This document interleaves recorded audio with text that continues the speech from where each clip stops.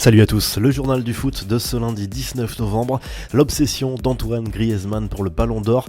L'attaquant des Bleus ne s'en cache pas, il rêve de remporter cette récompense individuelle le 3 décembre prochain et pense le mériter.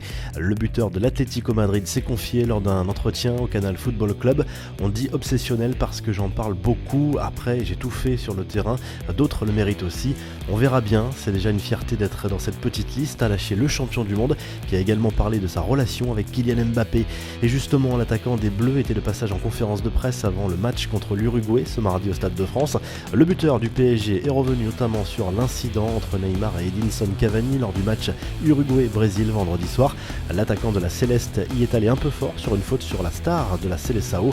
Ça ne va pas les empêcher de se faire des gros câlins au PSG et de marquer des buts ensemble, a confié Mbappé, qui a également confirmé qu'il allait rencontrer bientôt un jeune footballeur de 10 ans qui a perdu sa mère lors de l'effondrement des immeubles à Marseille. La réponse de Kipembe à ceux qui l'accusent d'avoir pris la grosse tête depuis le titre de champion du monde.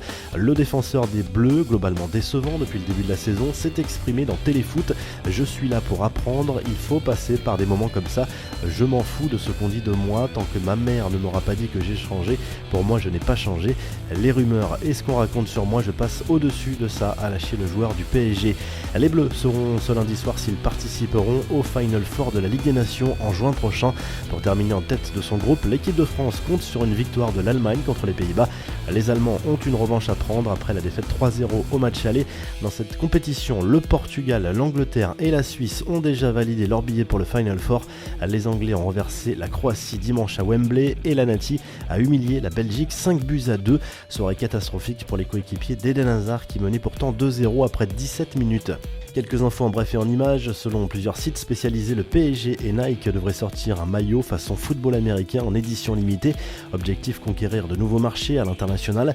Paul Pogba et Lionel Messi ont fait une petite escale commune à Dubaï dans le restaurant du fantasque chef cuisinier turc qui s'est fait connaître sur les réseaux sociaux grâce à sa façon très spéciale d'ajouter du sel à la viande. Un geste devenu une célébration pour certains footballeurs. Maxime Gonalon, lui, sera éloigné des terrains pendant 3 mois avec le FC Séville.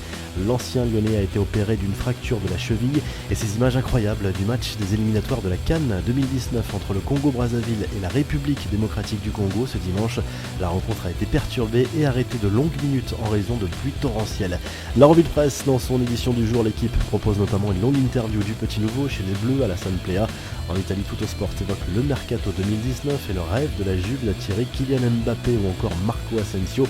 En Espagne, le quotidien Sport évoque l'ultimatum du Barça avec Ousmane Dembélé.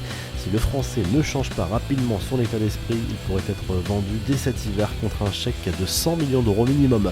Vous retrouvez toute l'actu foot sur topmercato.com et à demain pour un nouveau journal du foot.